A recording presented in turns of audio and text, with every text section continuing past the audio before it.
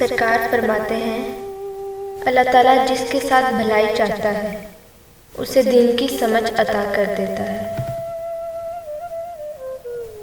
کچھ دولت پہ ناز کرتے ہیں، کچھ صورت پہ ناز کرتے ہیں، جن کے ہاتھ میں دامن مصطفیٰ ہو وہ امتی ہونے پہ ناز کرتے ہیں۔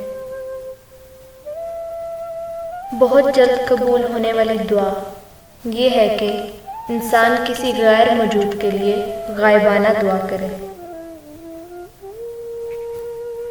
کوئی تم سے بھلائی کی امید رکھے تو اسے مایوس مت کرو، کیونکہ لوگوں کی ضروریات کا تم سے وابستہ ہونا تم پر اللہ کی عنایت ہے۔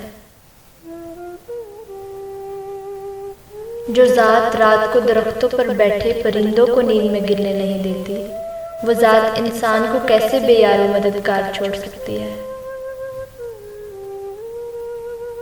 ہجوم کے ساتھ غلط راہ پر چلنے سے بہتر ہے کہ ہدایت کے راستے پر تنہا چل پڑو۔ بے زبانوں سے بھی ہمدردی کرنا نہ بھولو، یہ بغیر لفظوں کے دعائیں دیتے ہیں۔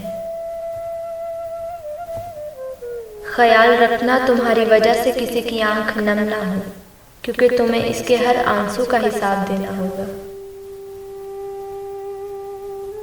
یا رب، میں نے الحمد سے والناس تک تجھے رحمان کے سوا کچھ نہ پایا۔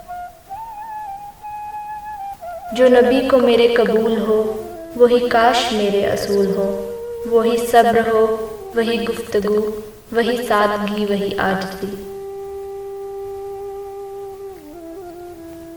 انسانیت بہت بڑا خزانہ ہے، اسے لباس میں نہیں انسان میں تلاش کرو۔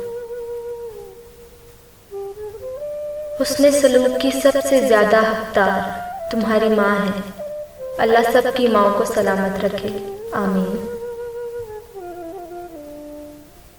میری دعائیں عرش سے واپس نہ آئیں گی، شامل ہے ہر دعا میں وسیلہ حضور کا۔ زندگی کی اصل خوبصورتی یہ نہیں کہ تم کتنے خوش ہو، بلکہ زندگی کی اصل خوبصورتی تو یہ ہے کہ دوسرے تم سے کتنا خوش ہیں۔ جنت کے منتظر نہ رہو، بلکہ ایسے بن جاؤ کہ جنت تمہاری منتظر رہے۔ جزاک اللہ۔ ویڈیوز کو لائک اور کمنٹ ضرور کیجیے۔